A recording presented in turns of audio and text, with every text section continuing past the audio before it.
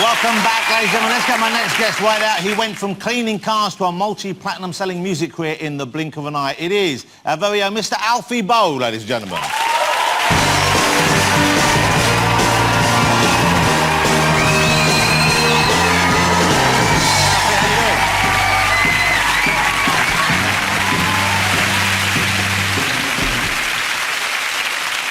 How are you, Alfie? Looking good? I'm good, thank you, yeah. You know, what a remarkable story. So you're working like you're just a regular guy, and suddenly you have a big career in opera. Yeah, yeah. But you weren't actually an opera fan, were you? Is that right? No, I wasn't, no. So how does that happen then? How does someone who isn't really into opera become an opera star? My father used to play a lot of different types of music around the house.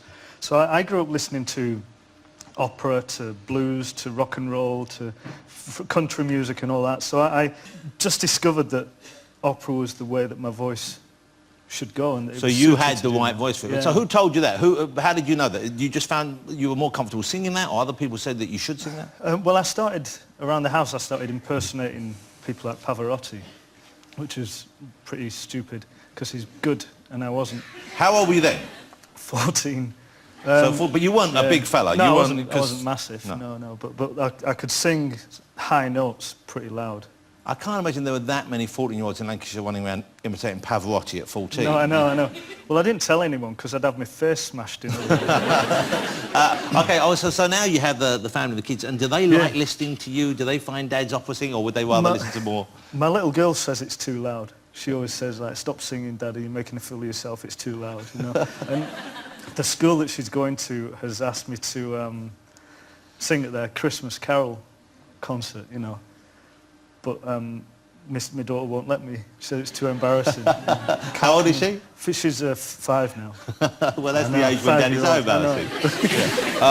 Now, you've got a new album out, and this album is an opera, so I'm assuming this is the kind of music you would listen to, is that right? Yeah, well, I've had the fortunate chances of singing with some fantastic people in my career. I've sung with Bryn Terfel, Jose Carreras, Renee Fleming, you know, Robert Plant, Alice Cooper, Bruce Dickinson from Iron Maiden. It's like I've had all these chances. That's an eclectic group. It is, well, yeah, but I don't see any difference between them. You know, I could give you an example of the styles of singing. I don't change the way I sing in any particular way. Okay, so say you were singing a Led Zepp song. Yeah. Would you not have to sing that differently to singing a piece of opera? No, I could. No, I can demonstrate it if you want. Well, let's have a little time. Yeah, that would be nice. Well, for example, if you're singing like the last notes of Nessun Dorma, you know, the big Vincero. Oh, I know those last few notes, don't we all? I think we've all been there in the shower. Well, the last big note is that's the sort of place you would sing like the start of Rock and Roll by Led Zeppelin. Could we have the start of Rock and Roll by Led Zeppelin? Okay. Since I rock and roll. Wow, that's pretty good. That's pretty good. And let's hear. Could we hear a little bit of Nessun Dorma? So remember, this is the same thing. All'alba vincerò, vincerò.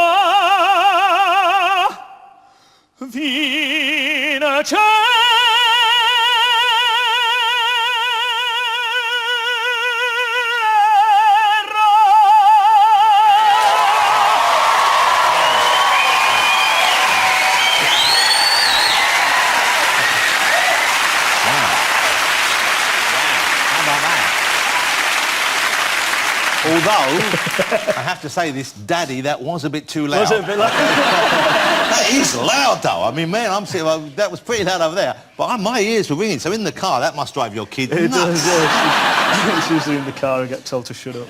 Hey, I really enjoyed the album. I was listening to it. I got sent a copy of the release, and some of my favourite tracks are on this. Well, talking about performing with people as well, I mean, the band themselves on this album were incredible. I mean, I got to do all these tracks with Booker T from Booker T from Booker T and the MGs is on this album. Yeah, wow, that must be so exciting for you. It was incredible. Great guys. We got a little bit of ET. The album's Trust by Alfie Boe. It's out November the 11th. It's got some fabulous tracks on it. Here's a little taste of one. driving music right there. So I guess people got to know you best when you were performing in Les Miserables. Yeah. And then the movie The came movie out. that I wasn't in, yeah. Well, that's the thing I was... But this happens a lot, doesn't it? You have someone who makes a role their own on stage, and they often don't get cast in the film because they want a movie star name. Whoa, that's a terrible picture. That's what Louis Walsh looks like in the morning. Did you audition for the movie? I did, yeah.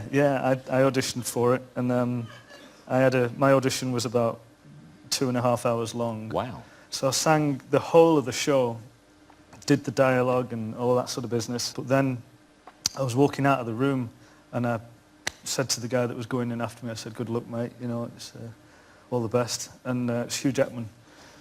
So I thought, yeah, that was a waste of 2.5 hours, wasn't it, really? Well, you never know for sure. But I mean, having said that, you know, he was very much Hugh Jackman. He was good in the role as well. Yeah, I mean, have you seen the movie? Did you go and see it? Yeah, I did actually. No, Hugh Jackman was great in it. Yeah. So when you first came along, I wasn't bitter at all about losing out to Hugh Jackman. No, well, if and you not getting into the movies, because you know I can sleep at night still. I'm all right. But if you're going to lose I out... didn't hate him. You know, it wasn't a big problem at all. So it wasn't a big deal. Okay. You still watch the Wolverine movie? Yeah, but I'm auditioning for that. If you are going to lose out to someone, lose out to Hugh Jackman. Exactly. I never saw Les Mis live. Everyone said everyone used to cry in the audience. There was always a big reaction on that. Was there the movie's good.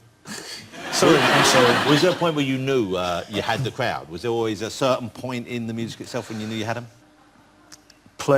Getting past the last note of Bring Him Home was always a bit of a milestone for me. So when I did it in front of like 20,000 people at the O2, that was the telling point. Could we have a little bit of that song? Of Les Miserables? Yeah, if you want. Yeah. And could you do that thing at the end where you schnick and your claws come out? Because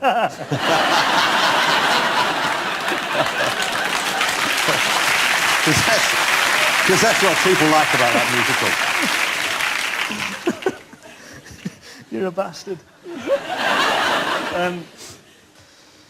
You can take, you can give, let him be, let him live.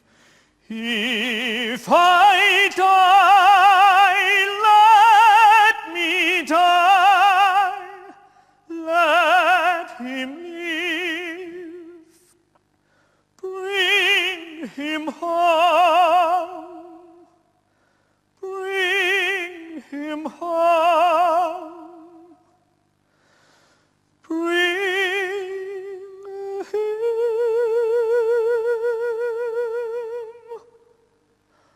home.